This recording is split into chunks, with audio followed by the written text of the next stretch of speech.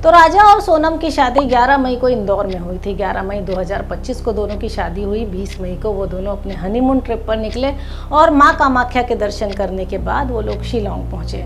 और शिलांग पहुंचने के एक रात बाद मतलब अगले दिन सुबह से ही दोनों का फ़ोन लगना बंद हो गया। सिर्फ एक बार उनकी अपने परिवार से बात हुई, उसके बाद दोनों के कोई फ़ोन नहीं लगे। फिर 23 मई को वो स्कूटर मिला जिसको हायर करके राजा और सोनम वहाँ लोकल घूमने निकले थे।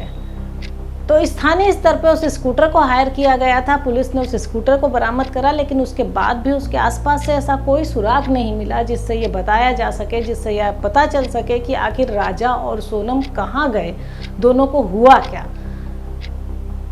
स्कूटर मिलने के बाद सोनम और राजा की तलाश और तेज हो गई। इधर दोनों का परिवार परेशान था। मीडिया भी लगातार जो है उनके परिवार से मिलता रहा और बात करता रहा।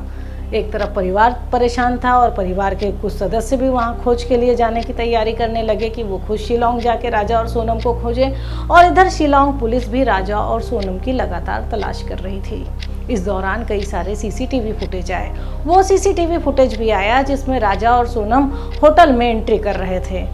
होटल में चेक इन करते हुए उनके फुटेज आए और उसके साथ साथ वो सीसीटीवी फुटेज भी आया जब राजा और सोनम दोनों एक साथ स्कूटर पर थे। सोनम उस स्कूटर में सोनम दिखाई दे रही थी जो बार बार फ़ोन पर किसी से बात कर रही थी, कुछ मैसेज कर रही थी, कभी स्कूटर पर चढ़ रही थी, कभी उतर रही थी। तो वो उसको देख के आकलन लग रहा था कि क्या वो बेचैन थी, वो किससे बात कर रही थी। तो तमाम तरीके के सारी चीज़ें निकल कर आने लगी, सीसीटीवी फुटेज निकल कर आने लगे। इस बीच मीडिया में भी, और कह सकते हैं कि सोशल मीडिया में तमाम तरह की खबरें आ रही थी कि आखिर शिलांग में जो लोग जाते हैं उनके साथ क्या होता है।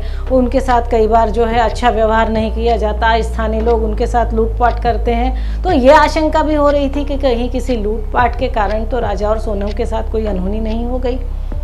तेज हो गई तलाश और तेज हो गई। परिवार ने दबाव बनाया सरकार पर और पुलिस पर। मीडिया का दबाव भी जो है शिलांग पुलिस पर बढ़ने लगा और इस दौरान तमाम तरीके के सीसीटीवी फुटेज आ रहे थे और मीडिया में तरह तरह की कवरेज हो रही थी। लेकिन उसके बाद भी सबसे बड़ा सवाल यही था कि आखिर राजा और सोनम कहाँ हैं। सोनम और राजा का 1 जून तक कोई पता नहीं था। फिर 2 जून का दिन ऐसा आया कि उस दिन राजा की लाश मिली। राजा की लाश मिलने की खबर इंदौर तक पहुंची। परिवार का रो रो कर बुरा हाल। सोनम का परिवार भी परेशान और राजा का परिवार भी परेशान। राजा के परिवार ने अपने बेटे को खोया और सोनम के परिवार ने अपने दामाद को। और उन दोनों परिवारों की चिंता अब भी इस बात पे टिकी थी कि आखिर सोनम कहाँ है, क्योंकि राजा की लाश तो मिली पर लाश के आसपास से ऐसा कोई सबूत नहीं मिला जिससे यह अंदाजा लगाया जा सके कि आखिर राजा की हत्या क्यों की गई, किस लिए की गई, किसने की। और बहुत लंबी सर्चिंग के बाद भी वहाँ सोनम नहीं मिली। फिर सोनम को लेकर तरह तरह की आशंकाएं भी होने लगी। परिवार ने फिर मध्य प्रदेश की सरकार पर दबाव बनाया और मध्य प्रदेश की सरकार के साथ साथ शिलांग पुलिस पर भी इस बात का दबाव बना कि आखिर अब सोनम कहाँ है।